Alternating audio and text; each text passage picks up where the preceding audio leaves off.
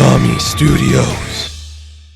Y'all don't really know how much I love this show. So, if you aren't familiar with the series AP Bio, it is already 3 seasons into its run, and yet I still feel like it needs to be built up and become the next cult following in terms of television. So the first 2 seasons aired last year and the year before that on NBC, but because of certain things it was canceled, and luckily for all of us in the television world, Peacock picked it up.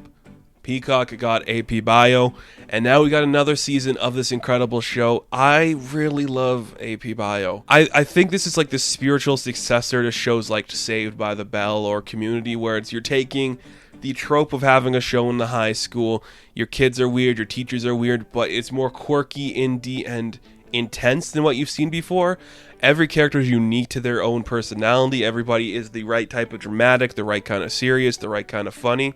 And you've never seen anything like it. Everybody is so great.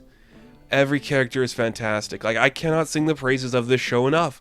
I really did enjoy it. I watched the first 2 seasons when they came out because I'm like, this is fun. Glenn Howerton is just a masterclass actor.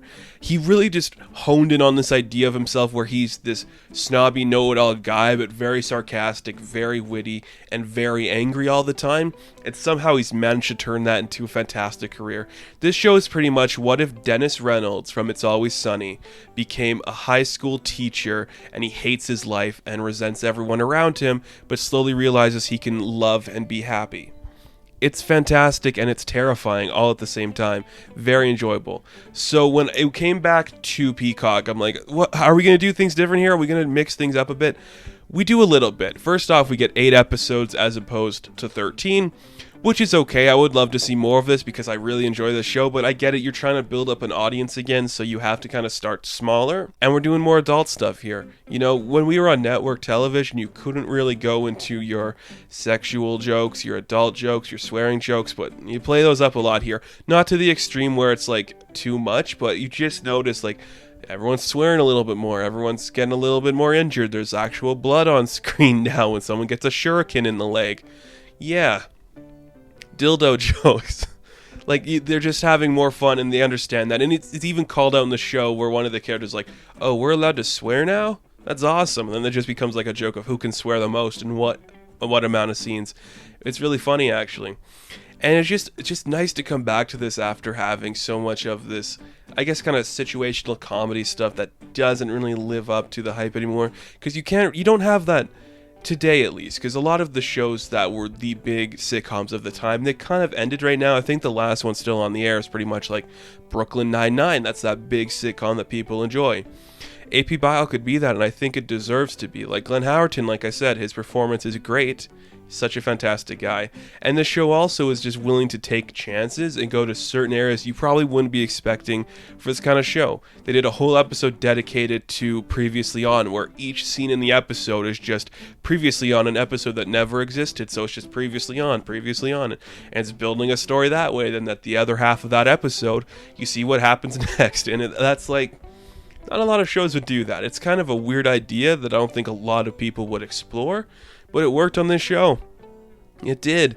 And like I said too, nobody can descend into madness so quickly and so interestingly like Glenn Howerton. He really holds the show together. And that's not a knock to any of the other cast members. They're all fantastic. But if you don't have him in this role, it could easily just become another one of those like indie shows that people will watch, but it's not going to be as revered as it will later, because there's an episode dedicated to him where he's kind of like filming this video so he could get a different job at a different school.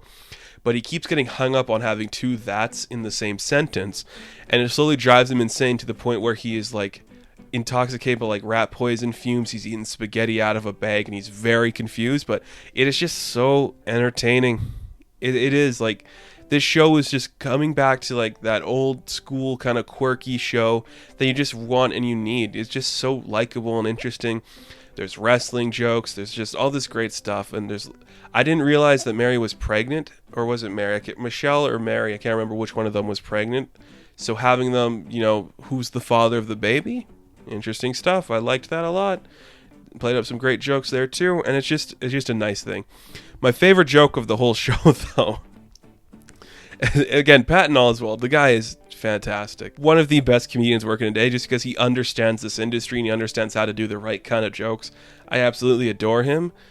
But like, there's this one, he's just trying to like look cooler because he was on TV. So he puts on these sunglasses, right? And he's just looking at himself in the mirror and he's like, who am I, Ellen's DJ?